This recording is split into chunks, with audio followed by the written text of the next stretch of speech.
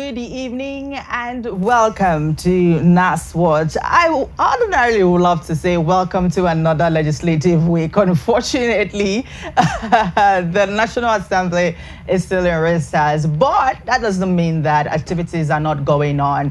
Committee meetings, implementations, different policies springing up, and that is why NAS Watch is right here to keep you up to date and up to speed with some of the things happening. Bills that were already discussed on the floor of the National Assembly just before the recess. And of course, I can tell you authoritatively that by the time plenaries resume, it's going to be an interesting time. I, for one, cannot wait to, hear some of these conversations that are going to be happening by our legislators right there. Now, if you recall, on the 16th of August, we did have the by-elections where some vacant seats were occupied. And so just to let you know that some persons, came out victorious. Dramatic process, if you ask me. We have some of the results. We'll just share with you very briefly right here on NAS Watch.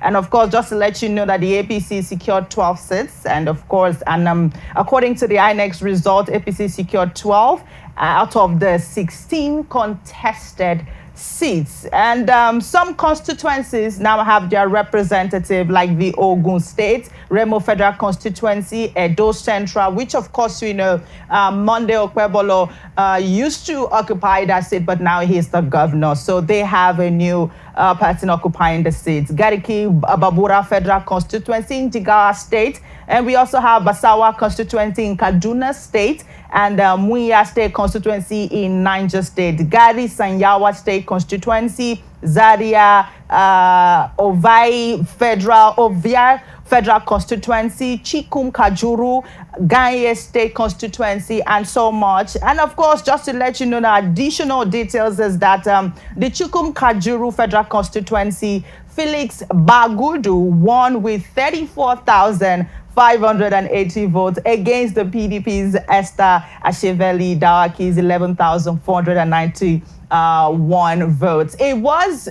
some persons might want to say it was peaceful in some places. Some might want to say, no, it was dramatic in one place. But that is not where our focus is on NAS Watch. While the president has congratulated these representatives, it is my desire that these people will live up to expectation and they will be able to represent their constituency in the most optimal level. I don't know. I'm not here to discuss how many seats or not how many seats the APC or the PDP got. That's not my focus. My focus is on the fact that these seats were vacant for one or two reasons, and now they are filled. And it now means that you have people holding you accountable, and then you have to live up to expectations. Anyway, we're moving away from that. A lot of things happening, committee meetings, but we're going to go on a short break. When we come back, it's going to be a conversation I'm going to be having. Now, if you recall,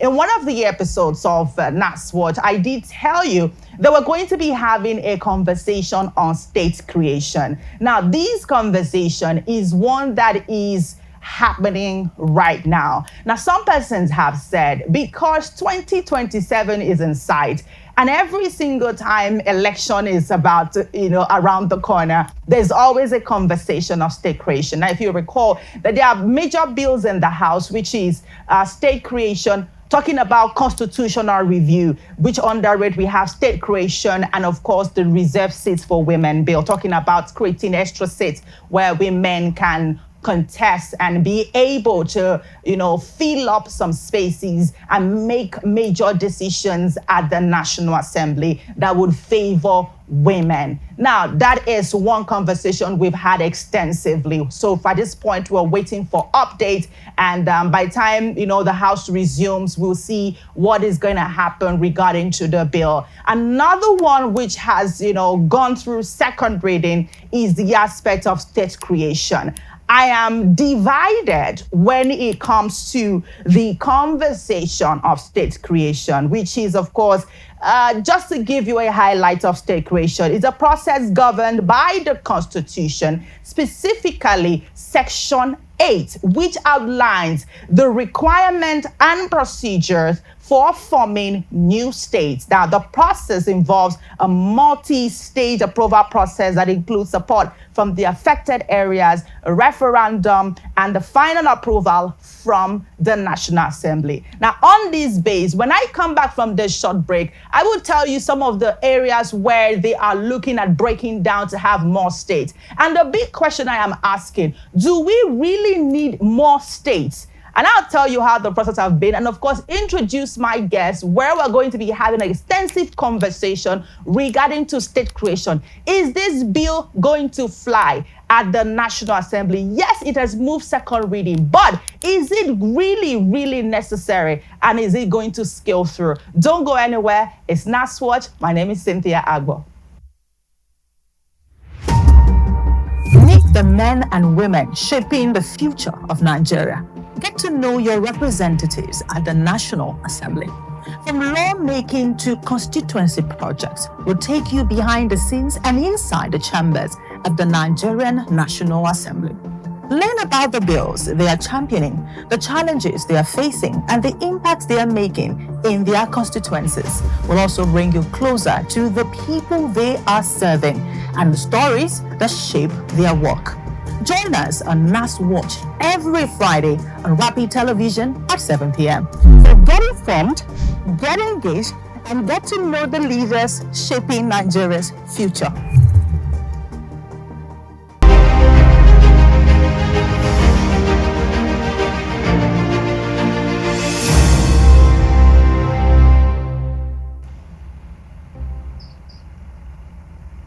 All right, welcome back. It's still NASWatch this beautiful evening. And of course, our major talk for this evening is the issue of state creation, which of course the National Assembly is currently considering, and is among the several bills that is being considered for the creation of new states in Nigeria. And some of the proposed states include Etiti State. We also have Olu State, we have Anioma State, we have Adada State, and of course, other proposed states, we have Ogun State, Ijebu State, Ife Ejesa State. We also have Tiga State, we have Bayajida State, we have so many other states. Now, this is a conversation that needs to be held. And of course, we have, before I go into more details about the states and where they are located, let me introduce my guests that will be joining me to have this conversation this beautiful evening, in the person of Mr. Martin White Ufwa, if I got that correctly. He is a political analyst and an author. It's so great to have you on the show this beautiful evening, Mr. Martin.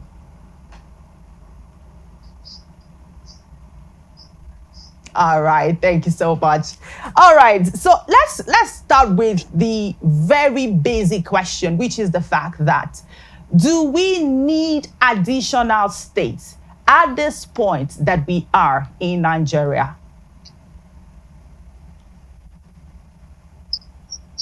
All right, thank you. The question of whether Nigeria needs more states is a complex situation. That's why we still have more proposals or bills being sent to the National Assembly, because there are proponents to that side of the argument that believe that there should be more states created. States are not just being created if there are no marginalization. People believe, okay, let's take for a state like Benue State, the Idomans and the Egedes, other ethnic nationalities within that state have been clamoring to be governor because they've not been able to realize their dreams. There is a proposal put forward for, I think, her past state or something. So when you look at the argument for more state creation, it is because of this sense of marginalization. Marginalization. That is why certain ethnic groups or regions are insisting that their own state must be created for them. While some propose that more states could be could be created to address perceived marginalization and promote development, others also argue that it would exacerbate the existing economic challenges and strain resources. Because if you look at Nigeria today, Nigeria is not well structured for growth. And the reason is that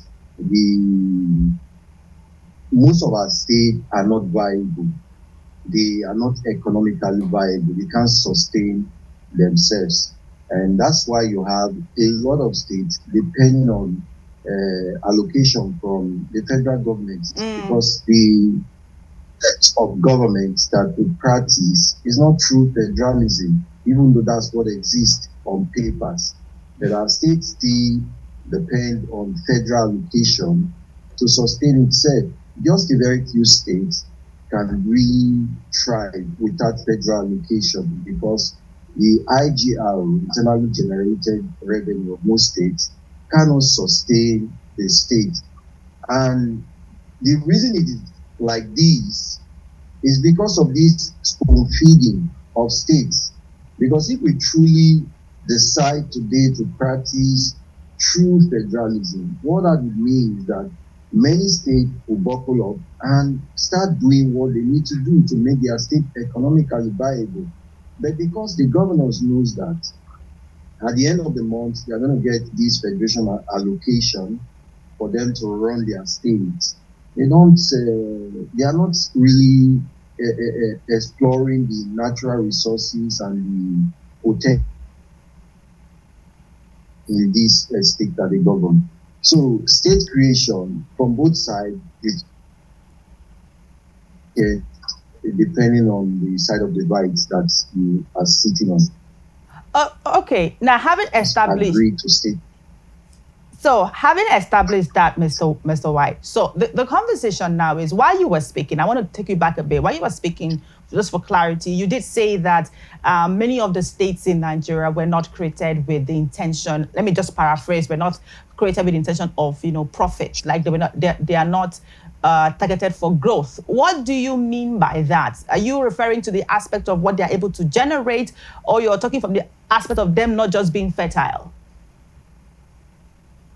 No, not the aspect of them not being fertile. The fact is that many states in Nigeria are not economically viable. They are not doing anything to be able to sustain governance. So like what state are you? Like what state comes to mind?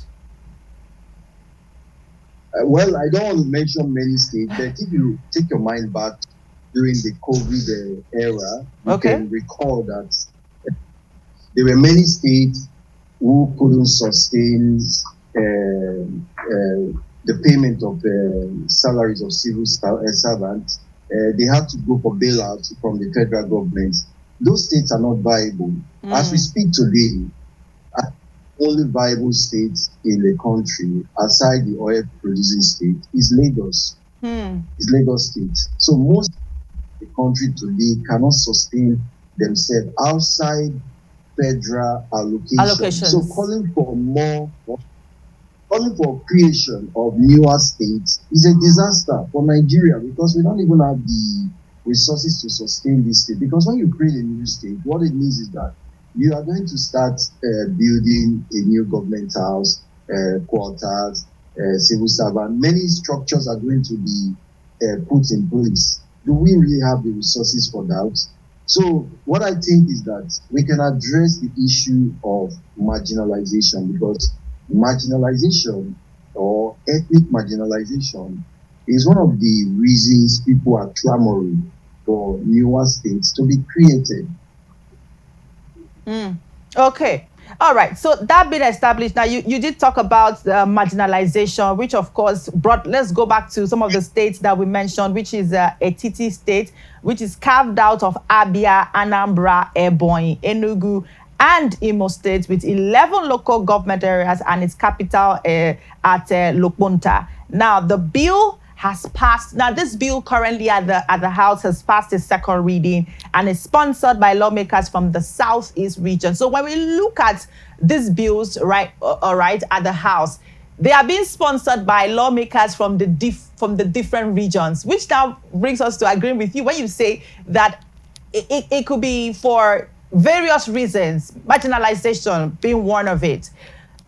Do you think that, let's say, for example, now, the Honorable Ikenga Ugochinyere, which of course sponsored one of the bill for Olu State, which is to create, this one is from Imo, Abia, and Anambra, to form the Olu State, right? These three states is going to be carved out from these three states, and it was sponsored by Honorable Ikenga Ugochinyere. Now, do you think that these lawmakers sponsoring these bills, do you think they are actually speaking the minds of their people, or they just don't have a proper way of handling whatever situation that is happening in these areas? Okay, some of these lawmakers who are sponsoring these bills are doing so because if you understand the dynamics of politics, most times politicians want to be in control of their terrain. Maybe they've not been able to gain that kind of influence over the state where they came from.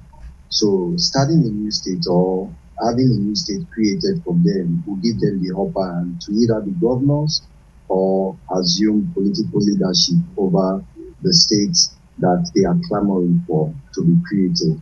So most of the times, you see some of the dissatisfactions that you see among citizens or certain ethnic groups, they are sponsored by politicians. These people's minds are poisoned by politicians. It's not because the people are so intelligent enough to know that they need a new state. That's why the politicians are pushing for this state to be created. Most of the times, it is the same politicians who are sponsoring the bills for this state. They are the same people holding consultative forums where they brainwash the people to believe that the creation of this new state is for their interest. Meanwhile, or whereas the creation of this state would only serve certain political interests. In fact, let's just put it straight. When you see bills like these being created, it is to serve certain political interests. Because every one of us, if we like to be sincere with ourselves in this country, we can see how many states are struggling in this country. They are struggling to pay salaries. In fact, and the minimum wage. Exactly. Many states are unable to pay minimum wage, and even civil servants are crying or clamoring for increased salary. They have not been able to do that. So now saying that it is a reflection of the views or sentiment of the people, it's to be dishonest with the facts. So it's not for the interest of the people. That's what I want to say. It's not for the interest of the people, because if you are unable to manage the current 36 states that we have, pay minimum wage, take care of things you are supposed to take. Look at our country today, no roads. So if you go to some of the states today, the roads are not in the best states. People can't fly the state road, even though some would argue that some of the roads that are bad in their state are federal roads. But what about the ones that are state road? Some of our communities are not motorable because there are no roads. People still drive on earth roads as we speak in some of our communities and villages.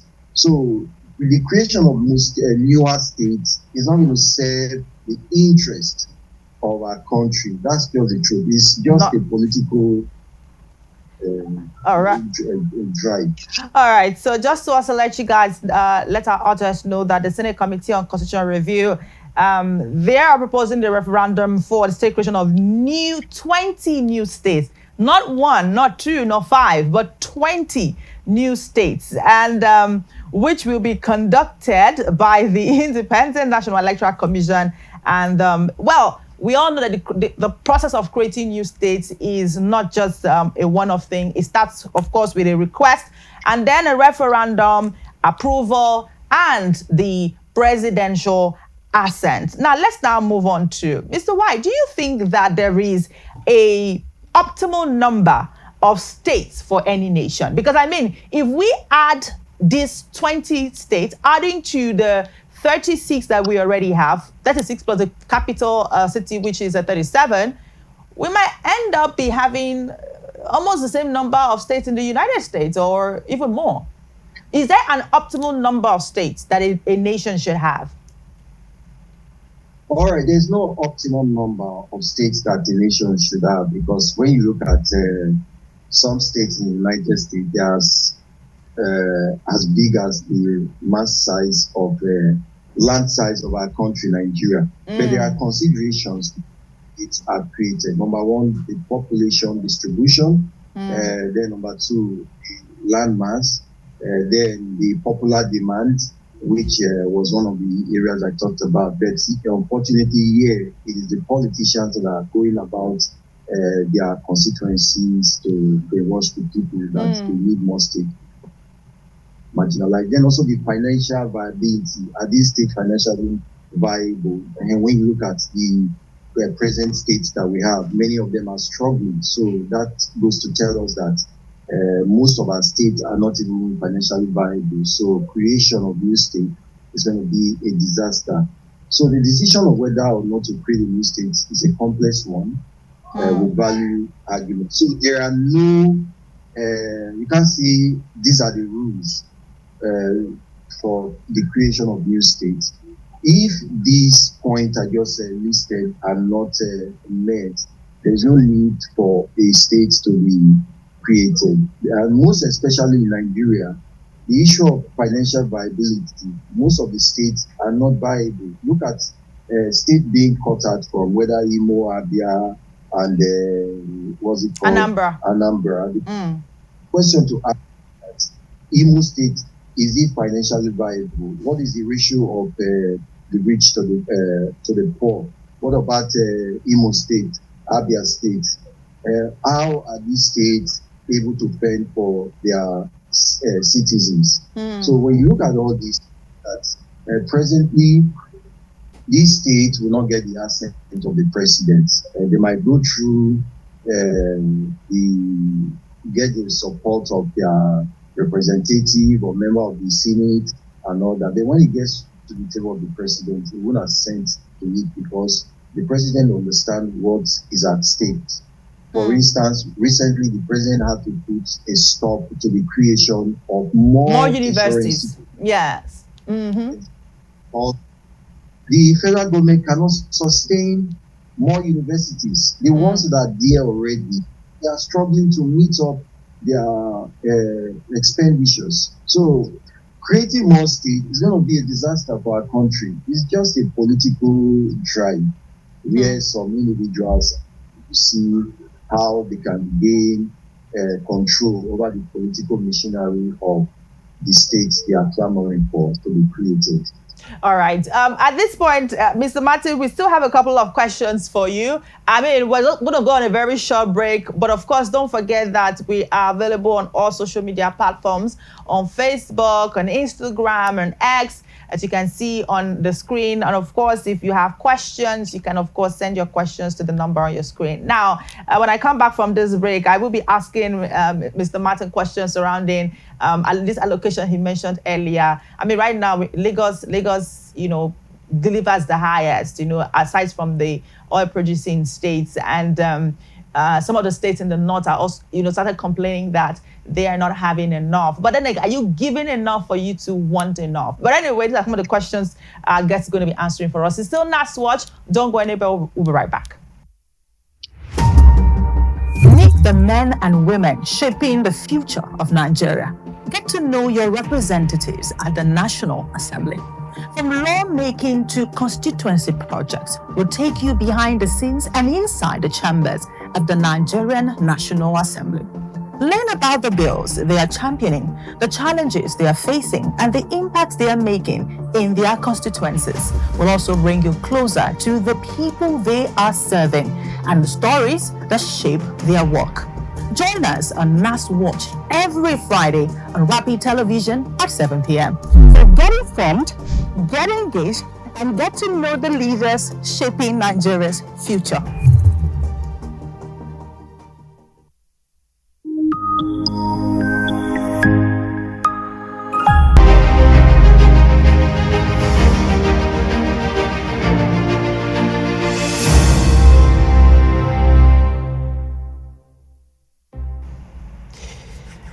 All right, welcome back. It's still NAS Watch this beautiful evening. And of course, we're still talking about state creation right here. And our guest is still here, Mr. Martin White Ufwa. He is a political analyst and, of course, an author.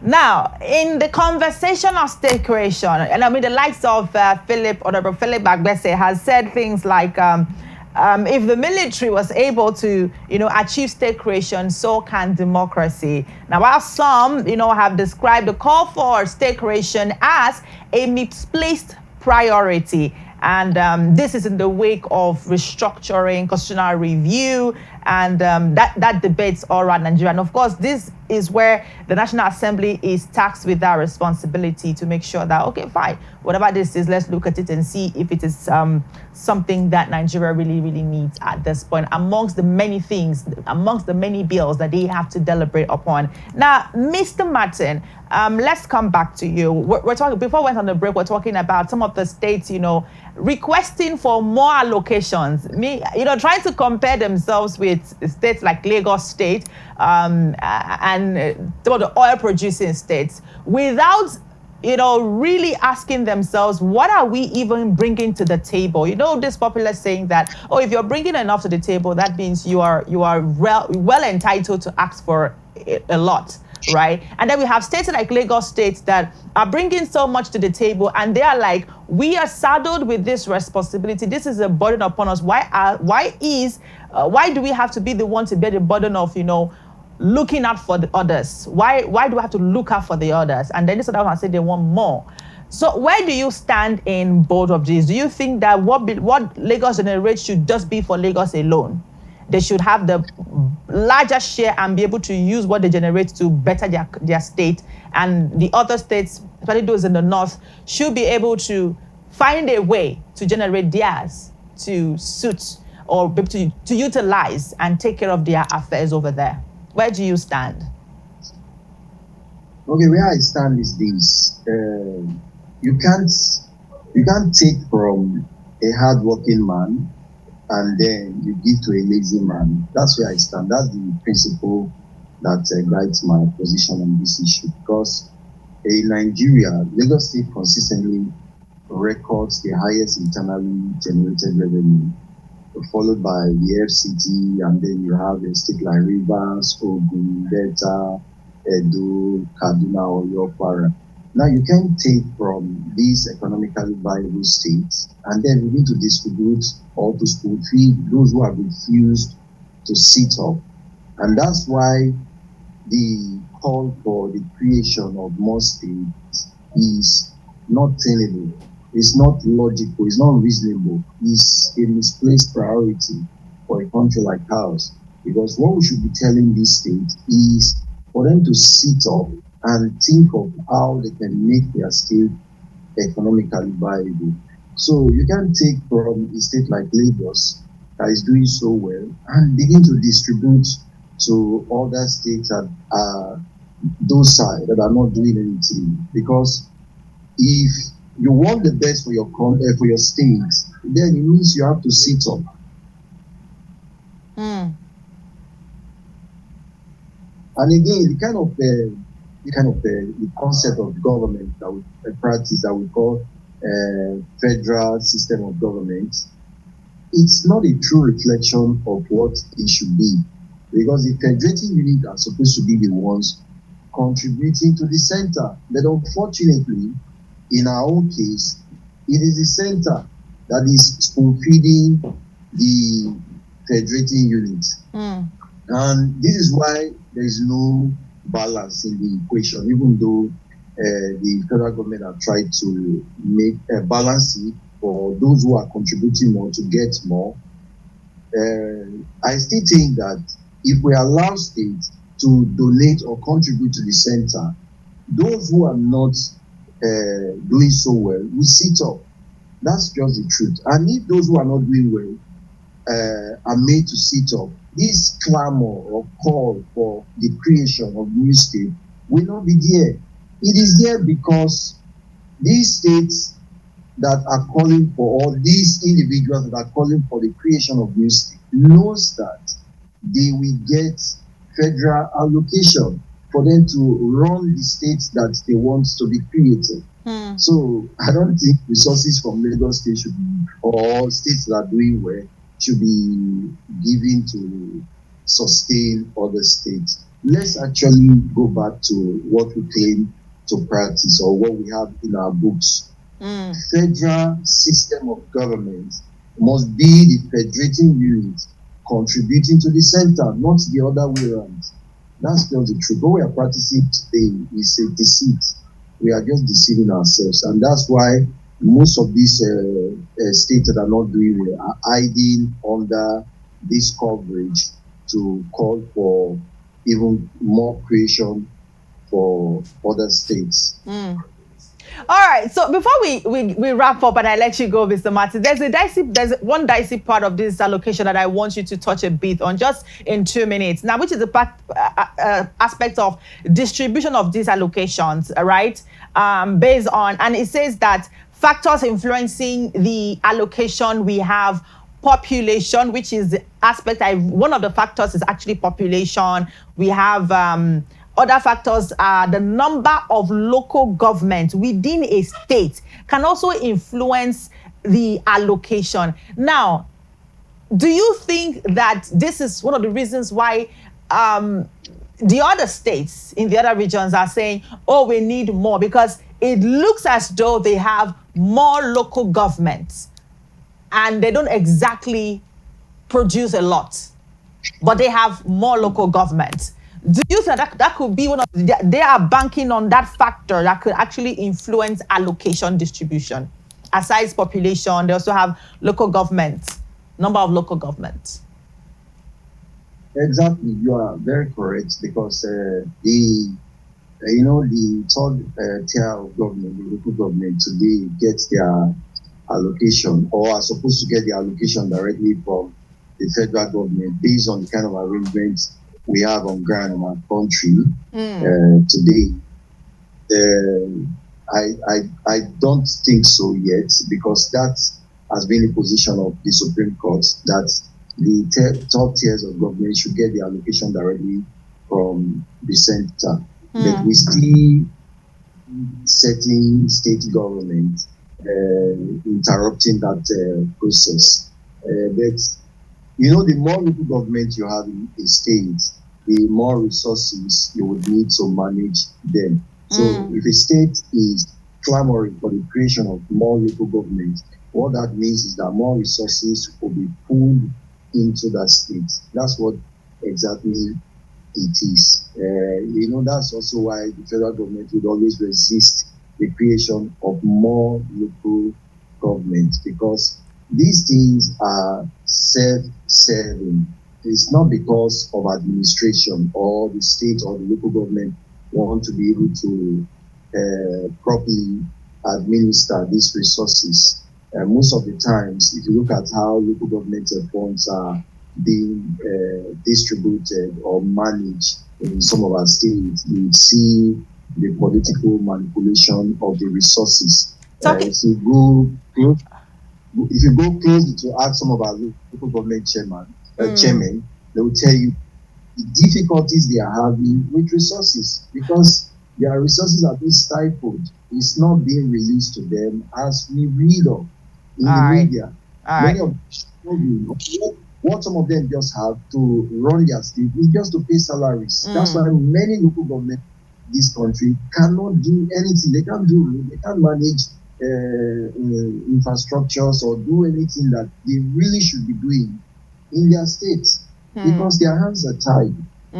Absolutely. All right. You mentioned politics there, which is actually my last question for you is the fact that do you see the conversation of creation of new states as a political move, a political tool ahead of 2027? Because it's almost like if we follow our history, this is not the first time the conversation of state creation is popping up, being discussed at the National Assembly. And if you look at it based on our timeline, it's almost towards the election. So why are these conversations always popping up towards the election? So are you seeing this as a political move? Is this brought to, to stir up the scene ahead of 2027? I see it as a political move, but not because of 2027. These things have been there. Some of the proposals for new states as old as the Obasanjo regime, some during the Jonathan. So it's not because of 2027, but it is a political move because politicians are always seeking to have control in some areas of their states, or if they can have it, they want their own created for them. So it's still political. It is not because of 2027. All right. Okay. All right. I do have a couple of questions. Unfortunately, we don't have much time to ask you some of these questions, because I do know that there are certain levels to this state creation conversation. The aspect where you have some persons who have to be displaced because they will have to move from one place to another. But I think as the conversation of state creation resumes, let us see what is going to happen by the time, the House resumes in September. Let's see if they are going to revisit this, if it's going to be amongst the conversations they're going to revisit during plenary. But thank you so much, Mr. Martin, for finding out time to join us and answer some of our questions on state creation. Thank you so much. Thank you so much for having me. It's a pleasure. All right. Okay, so it's still NASWatch right here, just to give you the steps when it comes to the conversation of state creation. It's not just a one thing and you achieve it. So we have the initiation, which of course has been done. And not just about now, we have the referendum, which is a part where at least 2/3 of the people affected area must vote in favor of the state creation. Which of course has been done. And now we now have the National Assembly approval, where the results of the referendum must be approved by a simple majority of all states in federation and a simple majority of number of states of assembly. And the final aspect is where the resolution is passed by a 2/3 majority of both the Senate and, of course, the House of Representatives, which is where we now have moving on to the president's assent. So at that point, once we get to that level, we know that we're going to be having new states. But like our guest said, do we actually need creation of new states? Looking at how Nigeria is with the 36 states and the capital making 37 that we have, are we really taking care of the states that we have? And I think it's time for us to shed off the idea of new states. But unfortunately, it's not for me to say. My duty basically is to watch and see the conversations and bring you up to speed with what's happening. Now, it would be unfair for us to end the show this morning, this beautiful evening rather, without telling you some of the activities that happened, committee meetings that took place within the week. Let's look at that in just 3 minutes. Speaking during the inauguration of the House of Representatives Ad Hoc Committee on Flood Management and Response, the minister said that the combined effect of natural disasters, insecurity, and shrinking donor support have created a critical humanitarian challenge for the country. According to Sununu, the World Food Programme suspended some of its activities, which has supported more than 1.2 million Nigerians with emergency transfers in the Northeast. This leaves over 300,000 children at risk of malnutrition, while more than 200,000 are already receiving treatment. Also, according to the United Nations estimate cited by the minister, over 24.8 million Nigerians have suffered some form of hunger, while more than 3 million people remain internally displaced as a result of flooding, insecurity, and other natural disasters. Now, if you look at the impact and the consequences of flooding in the country, it really calls for a concern. It has displaced most of our farmland, displaced a lot of Nigerians. As of today, the count of internally displaced persons is almost over 3 million Nigerians. And this is not just a figure, it's a size of a country in Africa. The minister disclosed that in response to these crises, the federal government is strengthening intervention through the National Social Investment Program, NSIP. He said under the Government Enterprise and Empowerment Program, GEEP, smallholder farmers have received interest-free loans of 300,000 naira each to help them recover from losses. Delivering a welcome address, the chairman of the newly constituted committee, Honorable Maidala Balami, said flooding has become more than a seasonal occurrence, describing it as a national emergency that demands urgent, coordinated and strategic action. The committee chairman urged all stakeholders, including civil society, private sector and international partners, to join effort in developing a sustainable national response to flooding and humanitarian emergencies. Our mandate is clear: to investigate the root causes, assess the preparedness and response mechanism of relevant agencies, ministries, and engage stakeholders at all levels. Recommend sustainable and actionable measures to mitigate the impact of flooding across Nigeria. The lawmaker pledged that the committee would investigate root causes, assess agency preparedness, engage stakeholders, and propose lasting measures to mitigate the impact of flooding across Nigeria. Inaugurating the committee, the Speaker of the House of Representatives, Honorable Abbas Tajuddin, who was represented by the Leader of the House, Professor Julius Ihonvere, charged members to provide both immediate and long-term solutions to Nigeria's recurring flood crisis. He said flooding has in recent years inflicted So meet the men and women shaping the future of Nigeria. Get to know your representatives at the National Assembly. From lawmaking to constituency projects, we'll take you behind the scenes and inside the chambers at the Nigerian National Assembly. Learn about the bills they are championing, the challenges they are facing, and the impacts they are making in their constituencies. We'll also bring you closer to the people they are serving and the stories that shape their work. Join us on NAS Watch every Friday on Rapid Television at 7 p.m. So get informed, get engaged, and get to know the leaders shaping Nigeria's future.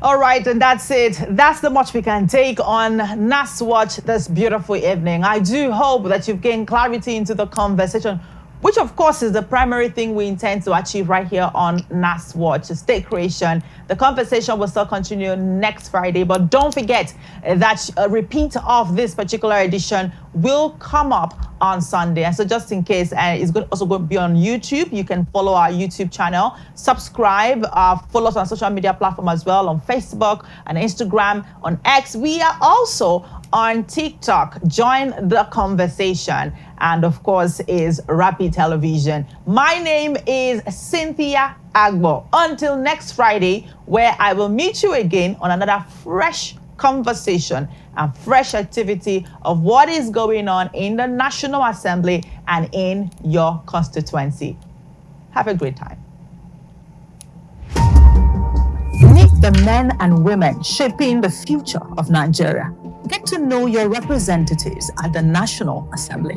From lawmaking to constituency projects, we'll take you behind the scenes and inside the chambers at the Nigerian National Assembly.